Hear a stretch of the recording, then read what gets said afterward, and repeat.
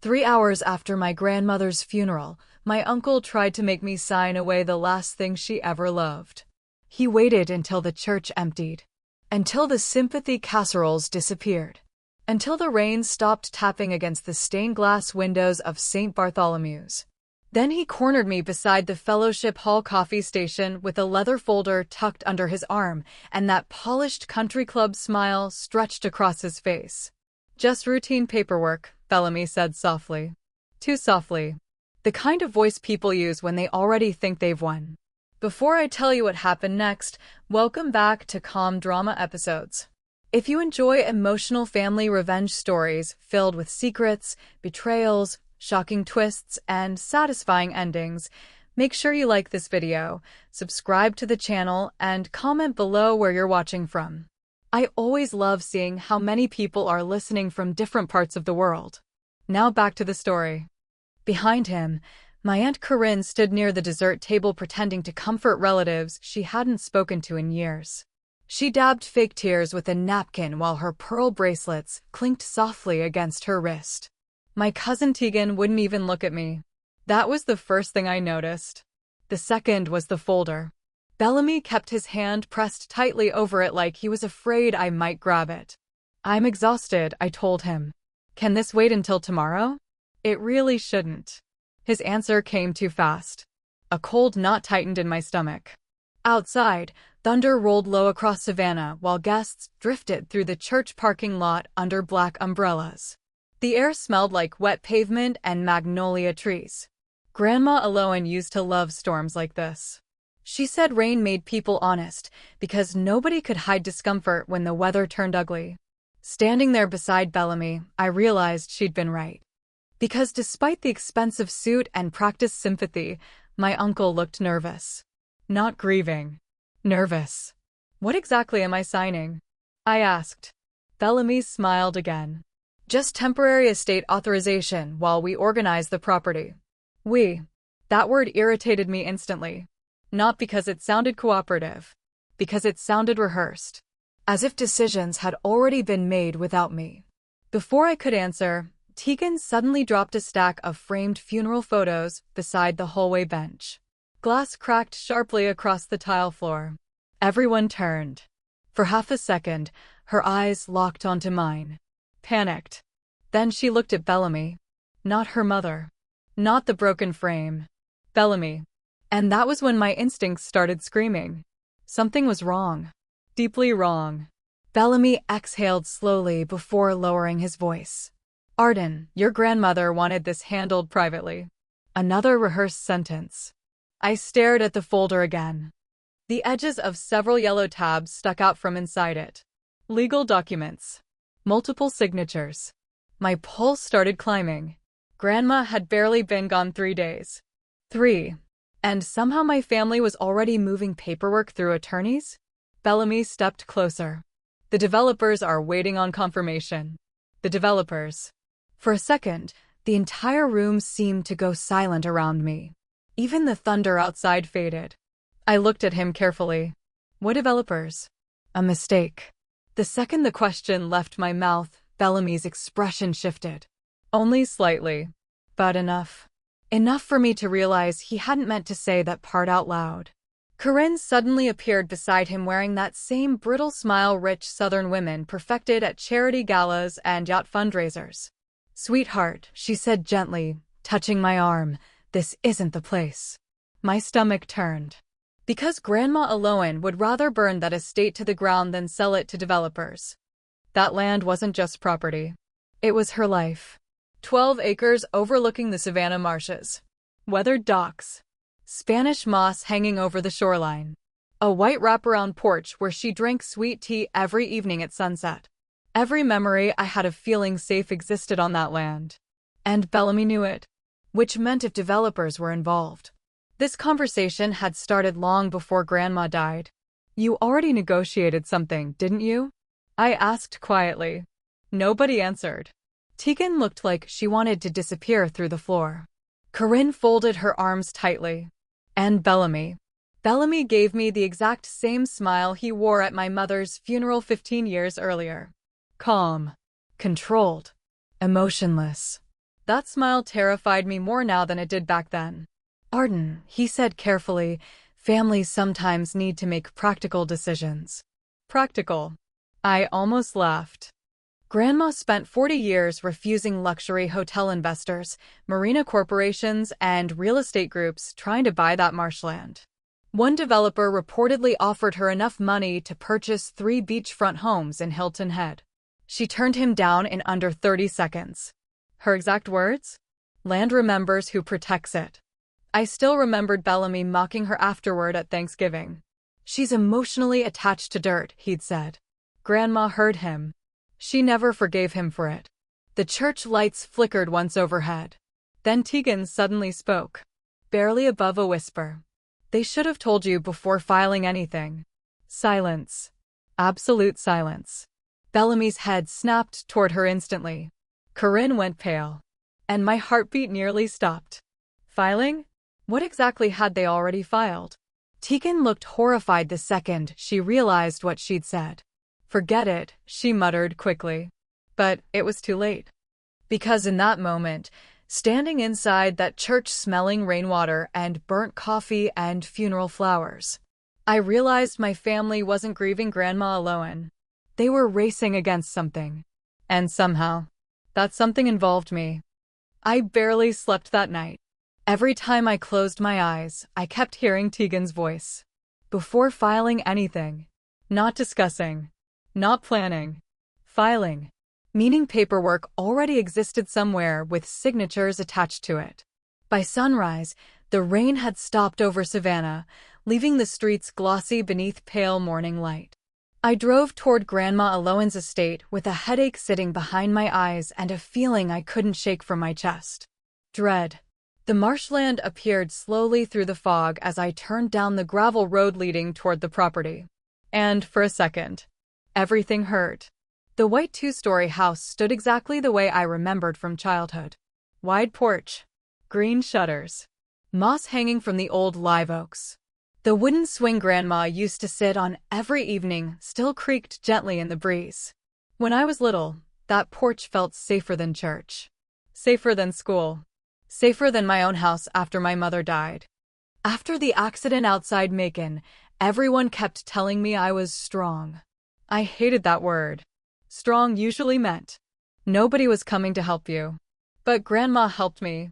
She moved me into this house 6 months later and never once treated me like a burden. She taught me how to make peach cobbler from scratch while old Patsy Cline records played in the kitchen. She let me paint seashells at the dining room table during summer thunderstorms. Every 4th of July, she'd spread old quilts across the dock so we could watch fireworks exploding over Tybee Island while mosquitoes buzzed around citronella candles. Even now, I could still hear her laugh echoing off the water. That property wasn't just land. It was the only place in my life that ever felt permanent. Which was why Bellamy's conversation at the church made me feel sick. Because Grandma loved that estate more than anything. More than money. More than status. More than appearances. Developers had tried buying the property for years. Luxury marina companies. Private resort groups. Retirement investors from Atlanta. One corporation offered nearly $12 million when I was in college. Bellamy wanted her to accept immediately. I still remembered that Thanksgiving argument. You're sitting on a gold mine, he snapped at her across the dining room table. Grandma calmly kept buttering cornbread. You can't replace history. You can't pay taxes with history either. That was Bellamy. Everything became financial eventually. People. Relationships. Land. Even funerals. The closer I got to the house, the tighter my chest felt. Then I saw the chain. Wrapped around the front gate. A heavy steel chain with a brand new padlock hanging from it. I stopped the car immediately. For a moment, I just stared. My grandmother had been dead 4 days. 4. And Bellamy had already locked everyone out. The rage that hit me then felt hot enough to blur my vision. I stepped out of the car and walked toward the gate slowly. Gravel crunched beneath my boots, while marsh wind carried the smell of salt water and mud across the property. There was a white paper notice attached beside the lock. Private property. Authorized access only. I actually laughed out loud. Not because it was funny. Because it was unbelievable. This was the same property where Grandma used to leave the doors unlocked during family cookouts because she said, "If someone's hungry enough to steal pie, let them have pie." And now Bellamy had turned it into a restricted zone before the funeral flowers even died. I pulled out my phone and called him immediately. Straight to voicemail. I called again. Voicemail. Then a text appeared almost instantly. "The estate is being assessed. Please stop creating unnecessary tension." I stared at the message in disbelief. Unnecessary tension? I looked through the locked gate toward the house. That porch swing moved softly in the wind. One of Grandma's gardening gloves still sat beside the front steps where she must have left it weeks earlier. Everything suddenly felt abandoned. Like the house itself knew something terrible was happening. Then another memory hit me unexpectedly. I was 16. Bellamy had brought investors to the property without Grandma's permission while she was visiting Charleston. I overheard him describing where luxury vacation cottages could be built near the marsh shoreline. When Grandma found out, she threw every single one of them off the property herself. At 71 years old. I could still hear her voice from that afternoon. This land outlived every greedy man who tried owning it. Don't think you'll be different. Back then, Bellamy laughed it off. Now? I wasn't so sure. Because something about this entire situation felt rushed. Desperate. Like he was trying to finish something before I understood what was happening. My phone buzzed again. This time from Tegan. "Please stop asking questions around Mom and Bellamy right now." That message alone told me everything. I typed back immediately. What exactly did they file? 3 dots appeared. Then disappeared. Then reappeared again. Finally, her reply came through. "You need to talk to a lawyer before they finalize the transfer." I froze. Transfer. Not discussion. Not proposal. Transfer. My pulse started hammering again. Because standing there outside Grandma Alohan's locked gate, I realized something terrifying. Bellamy wasn't trying to convince me to sell the estate. He thought the sale was already happening.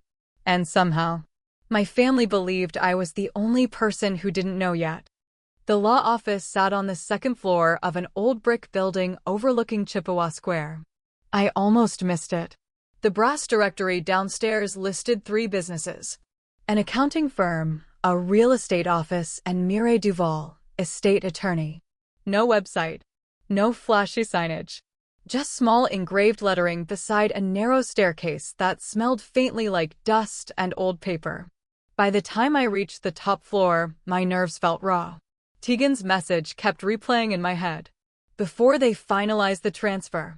The transfer. Not a possible sale. Not negotiations. Something already moving forward. The receptionist looked up the second I walked inside. And immediately looked uncomfortable. That was never a good sign. "Ms. Vale," she asked quietly. I nodded. She stood quickly. "Mireille is waiting for you." No clipboard. No paperwork. No intake forms. Just immediate urgency. That alone made my pulse climb. The office itself looked frozen in another decade. Dark wooden shelves lined the walls beside stacks of legal binders and framed Savannah maps yellowed with age. Rainlight filtered through tall windows overlooking the square while an old ceiling fan hummed softly overhead. Mireille Duval stood the moment I entered. Mid-50s maybe. Sharp navy suit.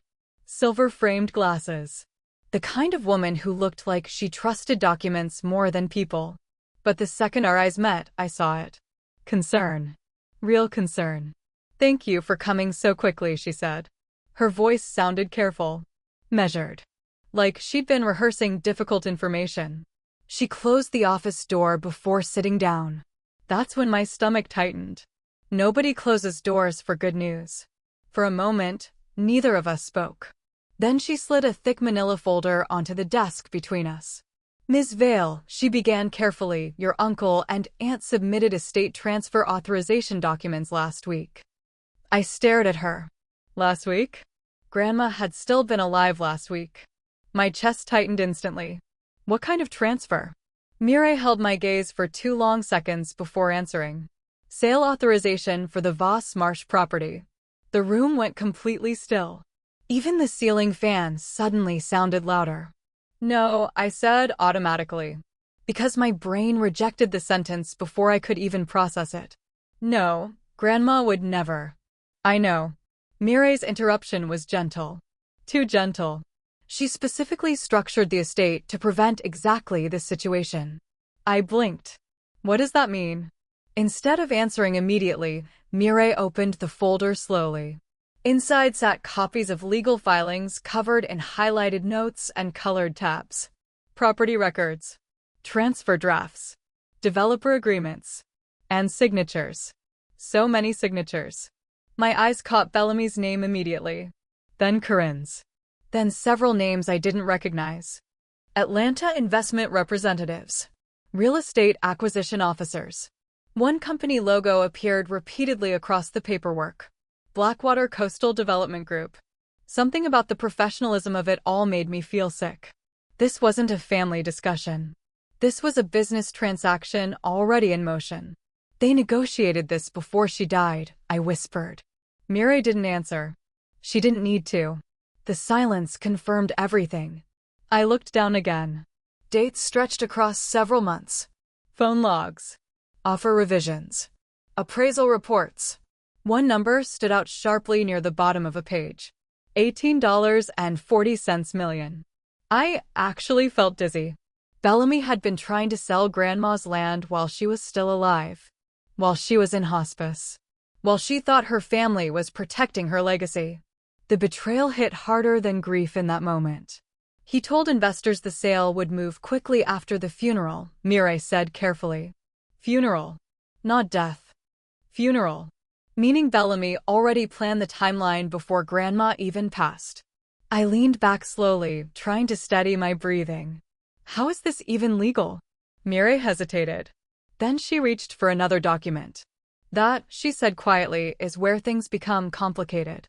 She slid the paper toward me. At first, I didn't understand what I was looking at.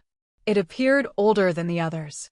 Official county filing stamps marked the corners. The date showed 6 years earlier.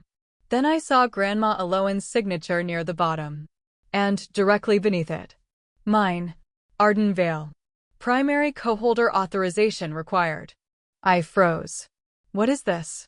Mireille folded her hands carefully. 6 years ago, your grandmother amended ownership protections on the estate through a survivorship clause. I stared at her blankly. She continued. In practical terms, the property cannot legally be sold, transferred, or commercially developed without your written consent. For a moment, I genuinely thought she might be mistaken. Because none of this made sense. Why wouldn't Grandma tell me? Mireille's expression softened slightly. I believe she intended to eventually. Eventually. The word hurt unexpectedly.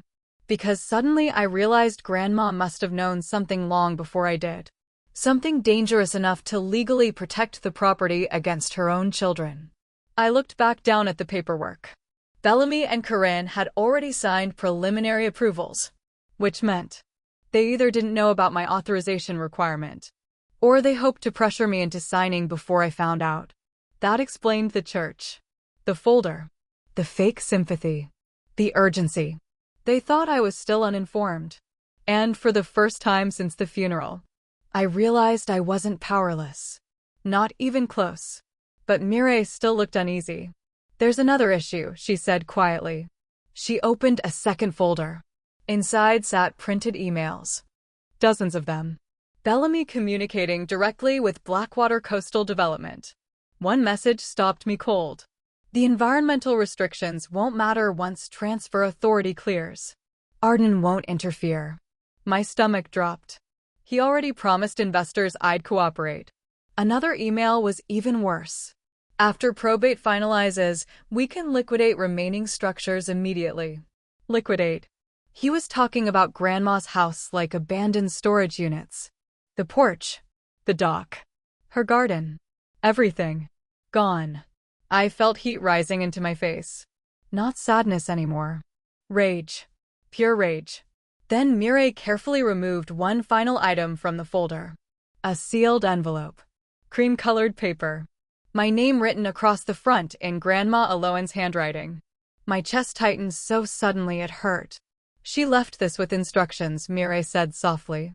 She specifically told me to give it to you only if Bellamy attempted a property transfer. The room blurred slightly around me. My hands shook opening the envelope. Inside sat a handwritten letter folded neatly into thirds. Arden, if you are reading this, then Bellamy moved faster than I hoped he would. I stopped breathing for a second. Because Grandma knew. Not suspected. Knew. I kept reading. There are things about this family you were never meant to discover this way. Bellamy's financial troubles began years ago after the Florida investments collapsed. He borrowed against portions of the estate without fully understanding what he signed. Corinne helped him hide it. Tegan knows more than she admits. Each sentence felt heavier than the last. Then I reached the final paragraph. There is one document they do not know exists. It is hidden inside the cedar chest beneath my bedroom window. Do not let Bellamy reach it first. My pulse started hammering violently. What document? I whispered. Mireille slowly shook her head. She never told me. I looked down at Grandma's handwriting again. The ink trembled slightly near the end, like she'd been weak while writing it. But one sentence sat beneath everything else. A final warning. Trust no one who suddenly asks you to sign quickly. A chill crawled down my spine. Because 30 seconds later, my phone started ringing. Bellamy. For the first time in days. And somehow, I already knew he'd figured out I wasn't blind anymore. I didn't answer Bellamy's call. I watched his name vibrate across my screen until it disappeared. Then rang again immediately. And again. By the fourth call, Mireille slowly removed her glasses. He knows, she said quietly. I looked up. How? The transfer attorneys were notified an authorization conflict exists. She paused carefully. Which means Bellamy now understands somebody informed you before the sale finalized. A cold heaviness settled into my stomach. Not panic. Something worse.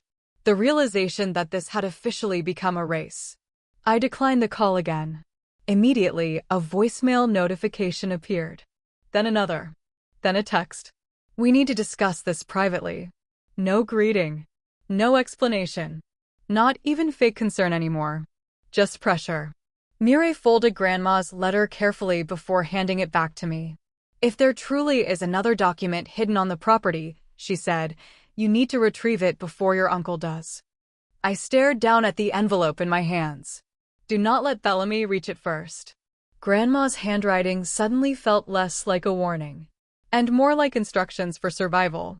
Outside the office windows, evening clouds rolled over Savannah again, darkening the city in soft gray shadows. I stood slowly. I need to go to the estate. Mireille nodded once. But before I reached the door, she spoke again. Miss Vale. Something in her voice made me stop. I strongly recommend you do not go alone. The drive back toward the marshlands felt different this time. Heavier. Like every memory attached to the property now carried something hidden underneath it. The closer I got to Grandma's estate, the darker the sky became. Wind bent the marsh grass in slow waves while distant thunder rolled over the water. By the time I reached the gravel road leading toward the house, sunset had almost disappeared completely. And Bellamy's SUV was already parked outside the gate. My pulse jumped instantly. The headlights were off. No movement inside. But the vehicle was there. Waiting. For several seconds, I stayed completely still behind the wheel. Thinking. Watching. Then another memory surfaced unexpectedly. Grandma once told me, the most dangerous people are the ones who smile before taking something from you. Bellamy smiled constantly. I killed my headlights and parked farther down the road beside a cluster of live oaks draped in Spanish moss. The marsh wind carried the smell of salt water and incoming rain as I stepped out quietly. Everything around the property looked wrong. Too dark. Too silent. The estate used to feel alive at night. Music from the porch radio. Grandma watering plants. Laughter during family cookouts. Now it looked abandoned. Like the house itself was holding its breath. I moved carefully along the fence line until I reached the side entrance near the boat dock. The old wooden gate there had no chain. Bellamy must have forgotten about it, or assumed nobody knew it existed. Grandma used to send me through that entrance when I snuck back late during high school summers. You step quieter than Bellamy, she'd whisper jokingly. Tonight, I wished that was still funny. The gate creaked softly as I slipped through. Immediately, the estate wrapped around me again. The humid air, the smell of wet cedar, the distant croaking frogs near the marsh edge. Every step toward the house felt like walking deeper into my childhood. But underneath the nostalgia sat something colder now. Fear. Because Grandma knew Bellamy would try something after her death. Not maybe. Not possibly. She prepared for it. Which meant whatever was hidden in that cedar chest mattered enough to protect for years. A porch light suddenly flicked on upstairs. I froze instantly. Movement crossed one of the bedroom windows. Bellamy. My heartbeat slammed against my ribs. For one terrible second, I thought I was too late. Then the light disappeared again. I moved faster. The back door was unlocked. That alone unsettled me. Bellamy locked the gates, but left the house unsecured? No. He was searching. The realization hit immediately. He didn't know where the document was either. Inside, the house smelled faintly like lavender and old books. Grandma's house. Exactly the same. The grandfather clock still ticked softly near the staircase. Family photos still lined the hallway walls. One picture stopped me briefly. Me at 12 years old sitting beside Grandma on the dock holding a fishing rod twice my size. Bellamy stood cropped at the edge of the photo, almost outside the frame entirely. I suddenly understood why Grandma kept that picture. Then footsteps creaked upstairs. I shut off my phone screen immediately. Silence. Another creak. Slow movement crossing the second floor. Bellamy was still here. Searching. I moved toward the staircase carefully, avoiding the third step from the bottom because it always squeaked. Grandma used to laugh about that step whenever I tried sneaking downstairs for midnight pie. Halfway upstairs, I heard drawers opening somewhere ahead. Then Bellamy muttered something under his breath. Angry. Frustrated. My pulse climbed higher. Grandma's bedroom sat at the far end of the hallway overlooking the marsh. The door was partially open. I slipped inside quietly. Moonlight spilled through the window onto the hardwood floors. And there it was. The cedar chest. Beneath the window exactly where Grandma described. For one horrible moment, I thought it had already been opened. The lid sat slightly crooked. I crossed the room quickly and lifted it fully. Inside were blankets, old photo albums, letters tied with ribbon, jewelry boxes, and beneath everything else, a hidden false bottom. My hands shook pulling it open. Inside sat a thick sealed folder wrapped carefully in wax paper. I grabbed it instantly. Then footsteps stopped directly outside the bedroom door. Complete silence filled the hallway. My entire body locked up. Because I knew that silence. Someone listening. Then Bellamy's voice came calmly through the darkness. You always were your grandmother's favorite. I turned slowly. He stood in the doorway wearing that same controlled smile from the funeral. But this time, his eyes looked terrified. For a moment, neither of us moved. Rain tapped softly against the bedroom windows while marsh wind rattled the live oak branches outside. Bellamy stood in the doorway with one hand resting against the frame, his expensive loafers darkened from mud and rainwater. He looked composed at first glance. But I knew him too well now. The smile was forced. The calmness rehearsed. And his eyes kept flicking toward the folder in my hands. Not at me. The folder. Which meant Grandma was right. Whatever sat inside this package terrified him. You shouldn't be here, he said quietly. I almost laughed. In Grandma's house? Our family's house. There it was again. That word. Family. Bellamy only used it when he wanted something. I tightened my grip on the folder slightly. You mean the property you already promised developers? His jaw flexed once. Very small. But enough. I was trying to protect this family before everything collapsed. The sentence caught me off guard. Not because I believed him. Because for the first time, Bellamy sounded tired. Really tired. The polished businessman mask slipped just enough for me to see panic underneath it. Thunder rolled outside again. He stepped farther into the room.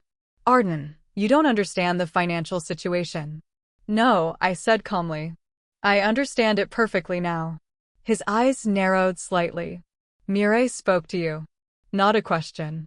I didn't answer. Bellamy exhaled heavily and looked toward Grandma's bed for a moment before speaking again. She left me impossible problems.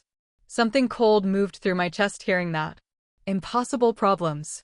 As if Grandma's legacy was an inconvenience instead of a life. She spent decades protecting this property, I said quietly. She spent decades refusing reality. His voice sharpened instantly. There are taxes, maintenance costs, trust liabilities. You borrowed against the estate. Silence. The room froze. Bellamy's face changed immediately. Tiny shift. Tiny pause. But enough. Enough to confirm it. I watched his carefully controlled expression crack for the first time since the funeral. She told you that, he asked slowly. She warned me. Another lightning flash lit the room white for half a second. Bellamy rubbed his jaw hard before speaking again. You think this is greed, he said quietly. You think I wanted this?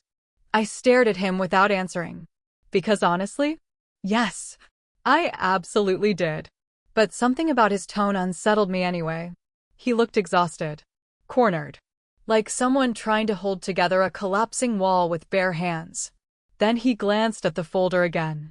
And suddenly his calm disappeared completely. What's inside it? There it was.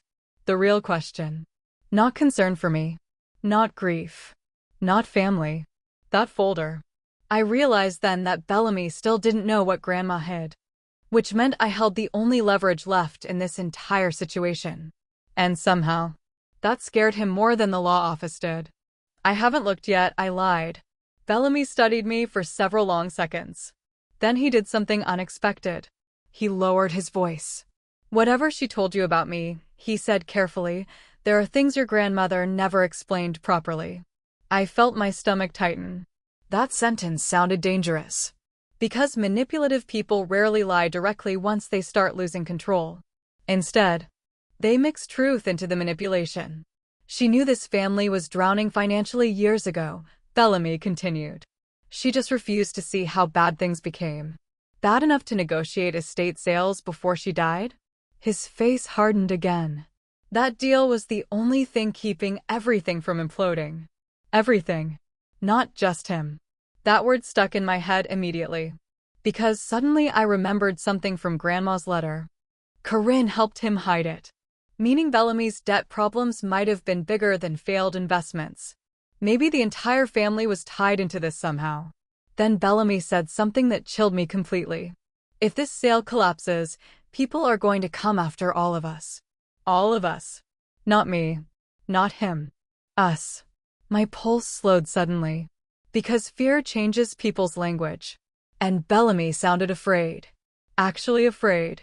Before I could respond, headlights swept across the front windows downstairs. Another vehicle pulling into the property.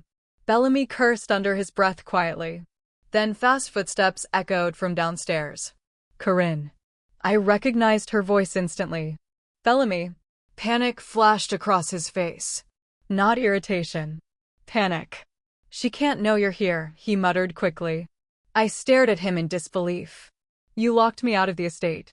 I'm serious. His voice dropped lower now. Urgent. She thinks you're still in Seattle. That made my blood run cold. Why would Bellamy hide that from Corinne? Unless the family wasn't fully united anymore. Unless somebody was already turning on somebody else. Downstairs, Corinne called again. Bellamy. Then another voice answered. Tegan. She's upstairs. Every muscle in Bellamy's body tightened instantly. Not anger this time. Betrayal. He looked toward the bedroom door slowly. And for the first time since Grandma's funeral, I realized my cousin wasn't scared of me. She was scared of him. Bellamy stepped closer suddenly. Close enough now that I could smell whiskey beneath the rainwater on his coat. Listen to me carefully, he said quietly. If you open that folder before I explain everything, this family will destroy itself. I held his gaze. Maybe it already did. Then I walked past him into the hallway. Bellamy didn't stop me, which frightened me more than if he had. Because people only stop fighting when they know something worse is coming. Downstairs, Corinne stood frozen near the staircase in a cream cashmere coat while Tegan lingered near the front door looking pale. The second Corinne saw the folder in my hands, all the color drained from her face. Not anger, not confusion, recognition. And that was when I understood something terrifying. Whatever Grandma hid inside this folder, Corinne already knew it existed. The room went completely silent. Then Tegan whispered the words that made my pulse spike instantly. They found out about the audit.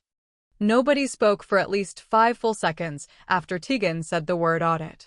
The grandfather clock ticked softly in the hallway. Rainwater dripped from Bellamy's coat onto Grandma's hardwood floor, and Corinne looked like she might faint. I stood near the staircase gripping the sealed folder against my chest while every instinct in my body screamed that the situation had just become much bigger than a property sale. Bellamy recovered first. "What did you say?" he asked quietly. Too quietly. Tegan swallowed hard. "The state financial investigators contacted Whitmore Holdings yesterday morning." Corinne closed her eyes instantly. Bellamy looked ready to explode. Instead, he smiled. That terrified me more. Because Bellamy only smiled like that when he was seconds away from losing control. "You were told not to discuss that here," he said calmly. Tegan's voice shook slightly. "They already froze 2 accounts." The silence afterward felt suffocating. Frozen accounts. Audit. Financial investigators. My mind started assembling pieces faster now. The hidden loans. The rushed property sale. The panic. This wasn't just greed anymore. This was desperation. Bellamy rubbed both hands slowly across his face before turning toward me again. "Arden," he said carefully, "we need to speak privately." "No." The answer came immediately. Corinne stepped forward fast. "Please," she whispered. "You don't understand what's happening." That sentence irritated me instantly. Because manipulative families always say the same thing when secrets start collapsing. "You don't understand." As if confusion excuses betrayal. I looked between all 3 of them standing inside Grandma's house. Tegan looked guilty. Corinne looked terrified. And Bellamy looked cornered. Not grieving. Not emotional. Cornered. "What exactly is being audited?" I asked. Nobody answered. Bellamy stared at the folder again. Then his jaw tightened. "You opened it already."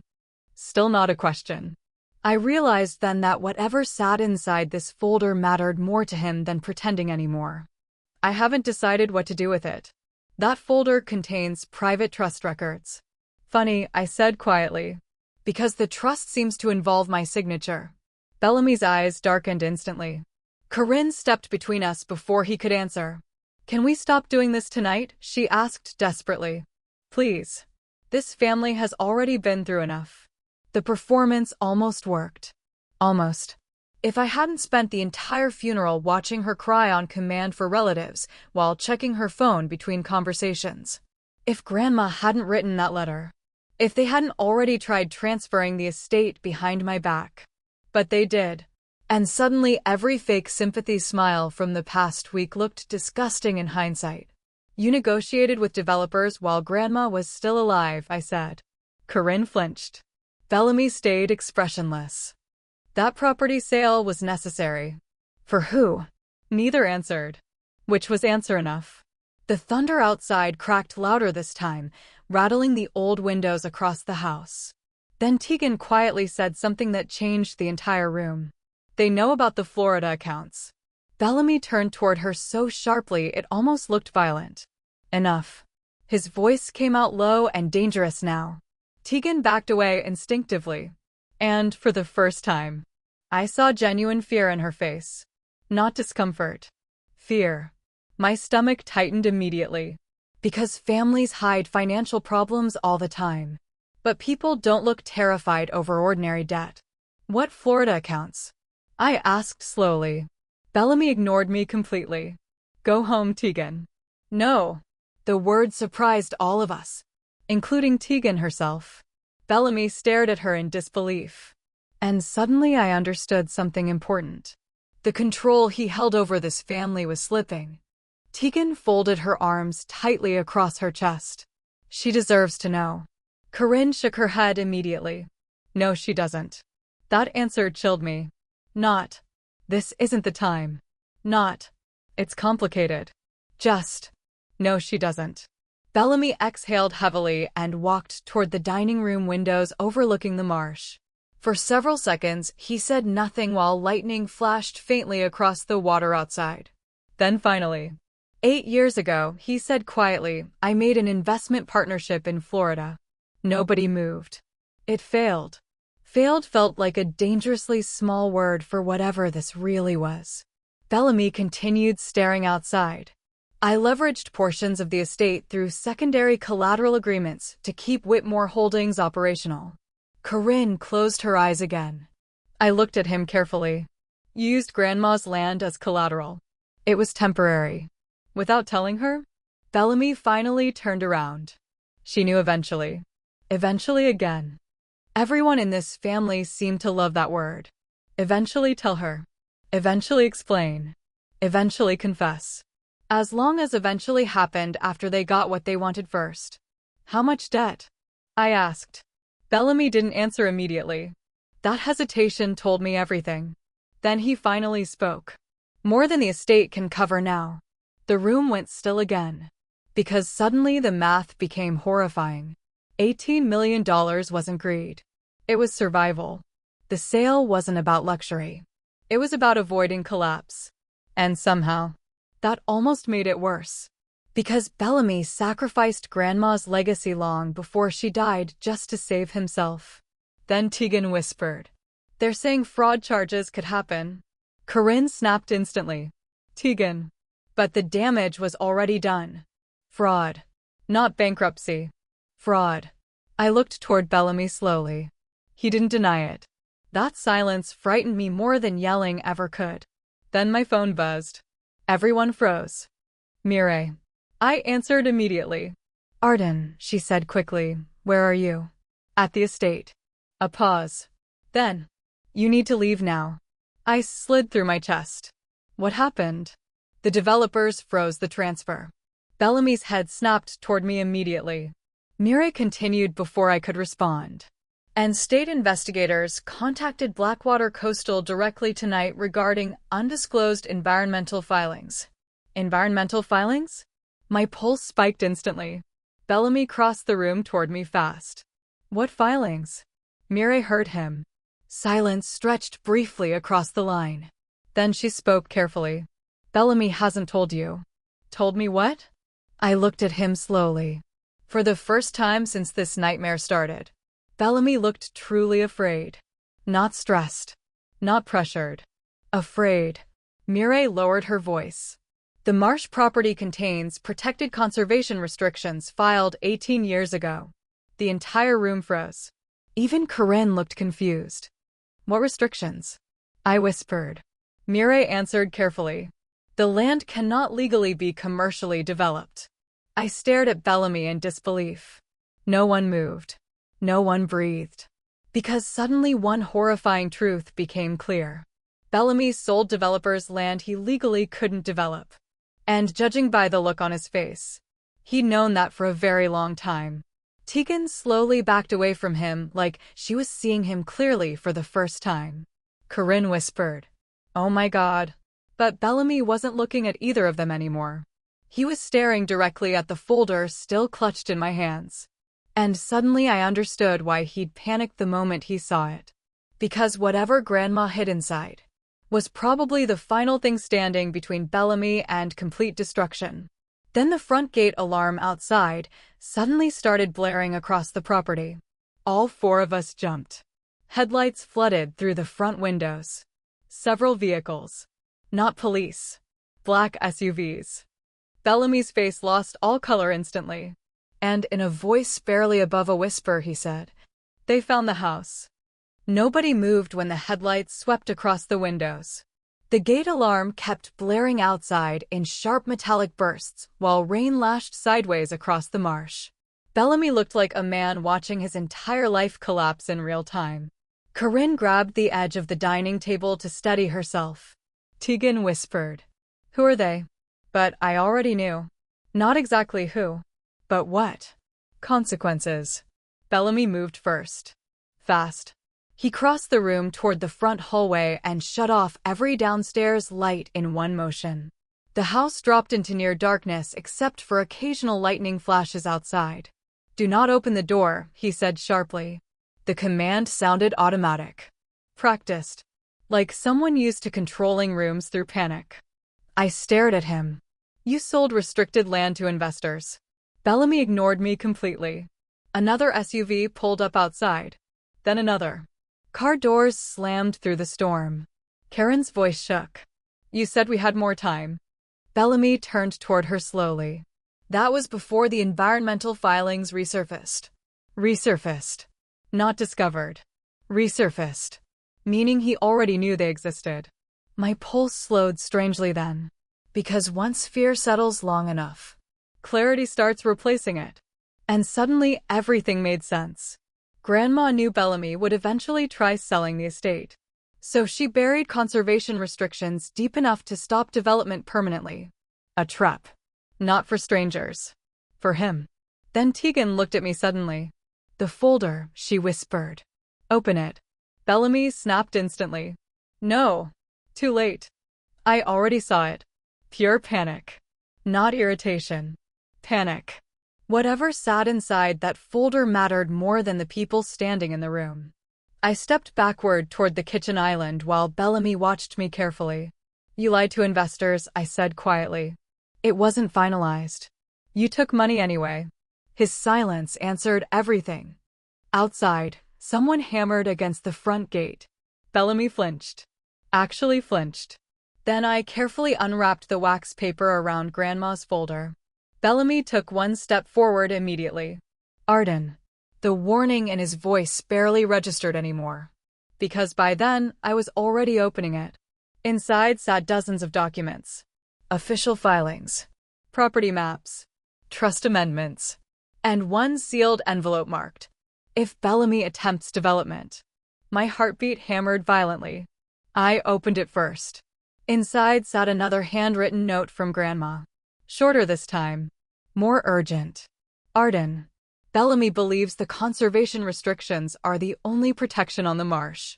He is wrong. There is a second filing hidden under the original trust survey. If exposed publicly, it will destroy the sale permanently. Do not reveal it unless absolutely necessary." I looked up slowly. Bellamy's face had gone completely pale. He knew exactly what she meant. And suddenly, I realized Grandma had been playing defense against him for years. Maybe decades. I pulled out the survey documents beneath the letter. At first, they looked ordinary. Boundary maps. Environmental records. Protected wetland classifications. Then I found it. A folded filing stamped by the Georgia Coastal Preservation Authority. My eyes scanned the page quickly. And stopped. The property's eastern marshland had been designated Protected Ancestral Conservation Territory 18 years earlier after historical Gullah settlement remains were discovered during excavation. Commercial destruction or development of the land constituted a federal preservation violation. I looked at Bellamy slowly. "You knew." His jaw tightened. Corinne looked genuinely stunned now. "You told us it was just wetland zoning," she whispered. Bellamy didn't answer. Tegan stared at him in horror. Because this wasn't a technical oversight anymore. He knowingly negotiated a multimillion-dollar commercial deal on federally protected land. The kind of thing that destroys companies. And people. Outside, another pounding noise echoed through the property gates. Voices now. Angry ones. Bellamy rubbed his face hard. "You don't understand how bad this became." "No," I said quietly. "I think I finally do."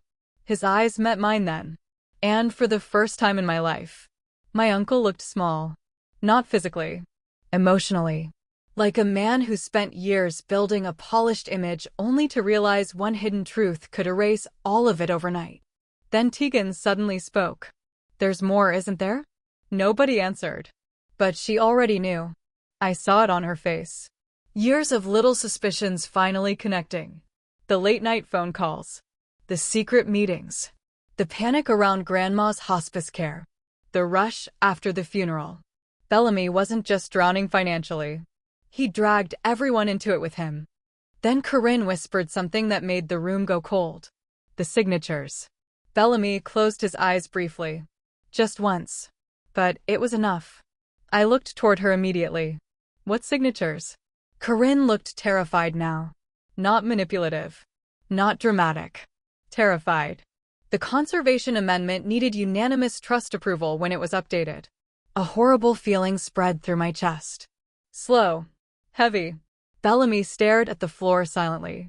And suddenly I knew. Before either of them spoke. Grandma's signature. My voice came out barely above a whisper. He forged part of the trust. Bellamy looked up sharply. It wasn't like that. The sentence exploded something inside me. Because guilty people never deny immediately. They minimize first. Corinne started crying softly. Real crying this time. Not performance. Not theater. Fear. You said it was temporary, she whispered shakily. You said the developers would never check the filings. Bellamy turned toward her furiously. They weren't supposed to. The outburst echoed through Grandma's house like broken glass. Silence followed instantly afterward. Even Bellamy seemed stunned he'd finally lost control. Then headlights flashed again outside. Closer now. One of the SUVs had forced its way partially through the gate. Voices shouted across the property. I caught words like lawsuit, fraud, injunction.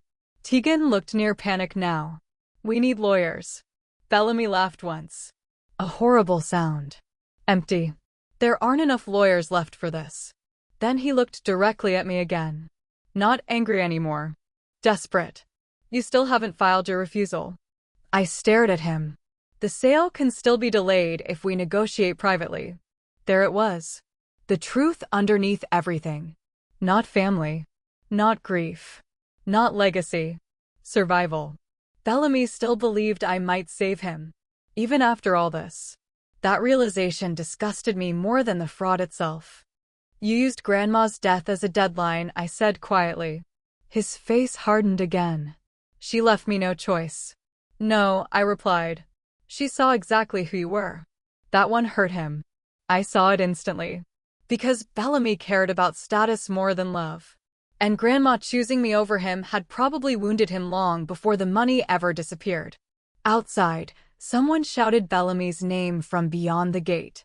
Then another voice yelled, We know the filings are fake. Corinne broke completely after that.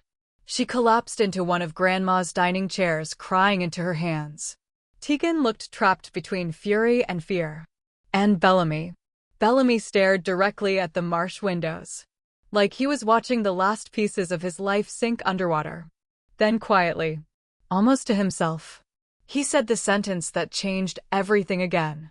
She never told you about your mother, did she? My blood ran cold instantly. Because Grandma's folder suddenly felt heavier in my hands. And somehow, I knew the worst secret in this family still hadn't surfaced yet. I didn't sleep at all that night. By sunrise, Savannah looked washed gray beneath low storm clouds while legal notifications spread across Bellamy's phone faster than he could silence them. The developers filed emergency injunctions before dawn. Blackwater Coastal froze all transfer activity. And sometime around 5 in the morning, Bellamy finally stopped pretending the situation could still be controlled. He sat alone on Grandma's back porch staring at the marsh without speaking for nearly an hour. No phone calls. No manipulation. No polished speeches. Just silence. I watched him through the kitchen window while Grandma's folder sat open beside me on the dining table. The deeper I dug through the documents, the uglier everything became. Forged signatures. Hidden collateral agreements. Environmental suppression filings. Fraudulent valuation reports. Bellamy hadn't simply lied. He'd built an entire financial structure around the assumption that Grandma would die before anyone uncovered the truth. And somehow, That realization hurt more than the money itself. Because Grandma knew. She spent years quietly preparing defenses against her own son. Around 7:30, Mireille arrived at the estate carrying 2 leather binders and looking more exhausted than I'd ever seen her. The second she stepped inside, she looked toward Bellamy on the porch. "He hasn't left?" "No." She nodded once, then placed the binders onto the table carefully. "We have a hearing at the Chatham County Courthouse in 3 hours." Corinne looked up sharply from the corner of the living room where she'd barely moved all night. "Hearing for what?" Mireille's expression remained calm. "Fraud injunction review." Blackwater Coastal petitioned for emergency review after the conservation filings surfaced. Tegan went pale instantly. Bellamy didn't move on the porch. Didn't even turn around. Mireille opened one binder slowly. "There's worse news." That sentence barely affected anyone anymore. We'd all passed the point where worse felt surprising. "The State Preservation Authority joined the investigation early this morning," she continued. "They believe portions of the environmental disclosures were intentionally concealed during negotiations." Bellamy finally spoke from outside. "I know what they believe." His voice sounded hollow now. "Empty." Mireille looked toward him carefully. "Bellamy, if the forged trust amendments are verified today, they will be." Everyone froze. Even Mireille. Bellamy slowly stood from the porch swing and walked back inside. "For the first time in my life." My uncle looked old. Not distinguished. Not polished. Just tired. The kind of tired that settles into someone after years of carrying secrets too heavy to survive. Corinne stared at him in disbelief. "You said nobody could trace the amendment filings." Bellamy laughed quietly. A broken sound. "Turns out your mother was smarter than both of us." Your mother. Not Grandma. Not Aloan. His mother. And somehow that made the betrayal feel even sadder. Because beneath all the greed and fraud and desperation, this was still a son who lost a war against his own mother's foresight. Mireille turned toward me next.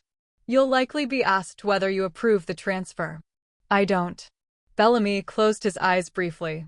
And, for a second, I actually saw grief cross his face. Not for the money. Not for the lawsuits. For the estate itself. Because I think some part of him finally realized he destroyed the one thing Grandma truly loved. The courthouse in downtown Savannah looked almost unreal beneath the storm clouds later that morning. News vans already lined portions of the street. My stomach dropped seeing them. This had become public overnight. Blackwater Coastal executives entered through the side entrance, surrounded by attorneys carrying thick stacks of documents, while state investigators moved through security checkpoints with sealed evidence boxes. Bellamy stopped walking for half a second when he saw the cameras. Instinct. His entire life revolved around reputation. Country clubs. Charity boards. Political donations. And now reporters were whispering his name beside words like fraud and investigation. Corinne nearly turned around twice before we reached the courtroom. Tegan stayed close beside me silently. And Bellamy. Bellamy walked ahead of everyone alone. The courtroom itself felt cold enough to drain warmth from your skin. Dark wood walls. Muted whispers. The smell of rainwater and paper. By the time the hearing began, every seat behind us had filled with attorneys, investors, reporters, and preservation officials. The judge barely sat down before Blackwater's lead attorney stood immediately. "Your Honor, we believe the defendants knowingly concealed federal conservation restrictions while soliciting development investments exceeding $18 million. Every word landed like concrete. Bellamy remained motionless beside his attorney, but his hands tightened slowly into fists. Then came the documents, projected onto courtroom screens one after another. The forged amendment filings. The environmental suppression communications. Internal emails discussing post-funeral acceleration. Audible murmurs spread through the room. I watched Bellamy carefully during all of it. At first, he stayed controlled. Professional. But then the prosecutor displayed Grandma's original conservation records beside Bellamy's altered filings. And something inside him finally cracked. Because suddenly everyone could see it clearly. The signatures didn't match. Not even close. The courtroom went silent. Then the judge asked the question that destroyed whatever remained of Bellamy's defense. Mr. Voss, were you aware commercial development was prohibited before negotiations began? Too long passed before he answered. Way too long. And everyone in the room felt it. Bellamy swallowed once. Then quietly said, yes. The reaction exploded instantly. Blackwater executives started arguing with their attorneys. Reporters rushed toward the courtroom exits. Corinne burst into tears beside me. And Bellamy simply sat there like a man watching his entire identity collapse publicly in real time. Then Mireille stood. Calm. Precise. Controlled. Your Honor, she said, there remains one final matter regarding lawful ownership authorization. She turned toward me. Every eye in the courtroom followed. My pulse slowed strangely. Not from fear anymore. Clarity. Because suddenly I understood what Grandma spent years preparing for. Not revenge. Protection. She knew greed would eventually come for the estate. So she made sure someone she trusted would still be standing when it did. Mireille handed me the final document from Grandma's folder. The original co-holder protection filing. Signed legally. Properly witnessed. Protected from amendment without my direct consent. The judge reviewed it carefully. Then looked directly toward Bellamy. Without Ms. Vale's authorization, he said calmly, this transfer was legally impossible from the beginning. The room fell silent again. And for the first time since Grandma's funeral, Bellamy looked directly at me without arrogance. Without manipulation. Without control. Just defeat. Then one of the Blackwater executives stood abruptly. You told us she already agreed. Bellamy said nothing. The executive's face darkened with fury. You said the granddaughter was irrelevant. That sentence hit harder than I expected. Not because it surprised me. Because hearing it publicly confirmed exactly how little Bellamy thought of me from the start. Just an obstacle. Something temporary.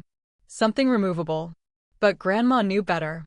The judge adjourned the hearing briefly after that while state investigators moved toward Bellamy's legal team with additional paperwork. Subpoenas. Asset freezes. Expanded fraud review requests. Dominoes falling exactly the way Grandma predicted. Corinne looked physically ill. Tegan stared at Bellamy like she no longer recognized him. And Bellamy. Bellamy finally looked small enough to disappear. Then as officers approached his attorney near the courtroom aisle, Bellamy turned toward me one final time and quietly said, she wasn't supposed to die believing I betrayed her. The sadness in his voice caught me completely off guard. But before I could answer, Tegan grabbed my arm hard. Her face had gone white. There's another letter, she whispered. My pulse jumped instantly. What? Tegan looked terrified. Grandma left something about your mother. The courthouse emptied slowly after the hearing, but I barely noticed any of it. Because the second Tegan mentioned another letter about my mother, everything else disappeared. The lawsuits. The cameras. Bellamy's collapse. None of it mattered anymore. We sat inside Mireille's office an hour later while rain streaked down the tall windows overlooking Chippewa Square. Grandma's final folder rested open on the desk between us. Tegan kept twisting her hands together nervously beside me. I didn't know if I should tell you, she admitted quietly. Grandma made me promise not to unless things became public. Tell me what? Tegan looked toward Mireille uncertainly. Mireille nodded once. Then carefully removed a smaller sealed envelope from inside the binder. My chest tightened instantly. Because I recognized the handwriting again. Grandma's. Only this time, beneath my name, she had written, after Bellamy tells the truth. A cold feeling slid through my stomach. Slow. Heavy. I opened the envelope carefully. Inside sat 3 pages folded tightly together. And one photograph. The second I saw it, my pulse stopped. My mother. Young. Laughing. Standing beside Grandma on the estate dock. But there was someone else in the picture too. A man I'd never seen before. Tall. Dark-haired.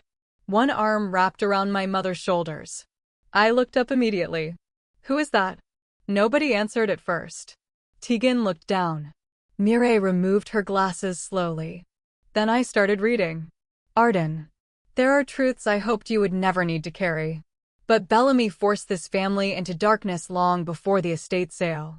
Your mother discovered what he was doing years ago. My hands started shaking instantly. She learned Bellamy had forged portions of the early collateral agreements tied to the Marsh property after the Florida investments failed. She threatened to expose him. I stopped breathing. Because suddenly Bellamy's words from the night before replayed in my head. She wasn't supposed to die believing I betrayed her. I kept reading faster now. Your mother intended to go to federal investigators. But before she could, the accident happened outside Macon. A terrible ringing started building in my ears. Accident. Not crash. Not pileup. Accident. The words suddenly felt poisonous. My eyes dropped lower across the page.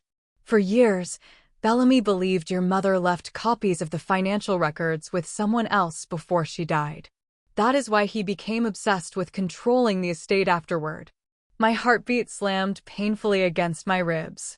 Because I already knew where this was going before I reached the final paragraph. Arden. The man in the photograph is your biological father. His name is Gideon Mercer. And Bellamy feared him more than anyone. I looked up so fast the room blurred around me. What? Mireille spoke gently. Your mother had a relationship with him shortly before her death. None of this made sense. Grandma never mentioned another man. Never mentioned secrets. Never mentioned any of this. Then Tegan whispered. Bellamy blamed him for everything. I stared down at the photograph again. Gideon looked familiar somehow. Not visually. Emotionally. Like someone connected to memories I couldn't fully reach. Then I noticed writing on the back of the photo. A phone number. And beneath it, in Grandma's handwriting. If anything happens to me, call him. My pulse turned ice cold. Because suddenly one horrifying possibility settled into place. Grandma didn't believe my mother's death was random. And judging by the fear I saw in Bellamy's face during the hearing, neither did he. 3 weeks later, the estate was quiet again. The news coverage faded first. Then the lawsuits multiplied. Blackwater Coastal formally sued Bellamy and Whitmore Holdings for fraudulent concealment, while state investigators expanded the forgery case tied to the conservation filings. Corinne moved out of Savannah entirely. Tegan stopped answering most family calls. And Bellamy. Bellamy disappeared behind attorneys and court hearings so quickly that sometimes it felt like the man who terrorized our family had dissolved overnight. But Grandma's estate remained untouched. Protected. Exactly the way she intended. That morning, I sat alone on the back porch wrapped in one of Grandma's old knitted blankets, while marsh wine drifted softly through the live oaks. Sunrise painted gold across the water. For the first time since the funeral, the property felt peaceful again. The dock still creaked gently with the tide. Her wind chimes still rattled beside the porch steps. And somewhere in the distance, church bells echoed faintly through Savannah. I held the photograph carefully in my hands again. My mother, Gideon Mercer, smiling like the world hadn't already started collapsing around them. For weeks, I debated whether to call the number Grandma left behind. Part of me didn't want more secrets. Didn't want another truth capable of rearranging my entire life. But another part of me kept remembering Grandma's final warning. If anything happens to me, call him. So eventually, I did. The call lasted less than 4 minutes. A man answered on the second ring. Calm voice. Older now. Careful. The second I said my mother's name, silence filled the line. Then he asked quietly, Is Bellamy finally out of moves? That question alone told me everything. Not details. Not proof. But enough. Enough to understand Grandma spent years protecting more than land. She was protecting me too. We agreed to meet the following month in Charleston. I still don't know exactly what he plans to tell me. And honestly, I'm not sure I'm ready to hear it. But for the first time in years, the fear surrounding my family no longer feels invisible. It finally has names, documents, history, consequences. As the morning sun climbed higher over the marsh, I walked down toward the dock carrying Grandma's old coffee mug in my hands. The same dock where she once told me, "Land remembers who protects it." Back then, I thought she was talking about property. Now I understand she meant people too. And somewhere beyond the quiet water stretching across the Savannah marshlands, I had the feeling my family's real story still hadn't fully surfaced yet. If this story kept you hooked until the very end, don't forget to like the video and subscribe to the channel for more emotional family revenge stories filled with secrets, betrayals, hidden truths, and satisfying endings. And tell me in the comments, what would you have done if your own family tried to steal your grandmother's legacy behind your back? Would you forgive Bellamy after everything? Or do you think some betrayals should never be forgiven? Also, do you think Arden should meet Gideon Mercer and uncover the full truth about her mother's death? I read every comment. And if you enjoyed this story, there are many more waiting for you right here on the channel.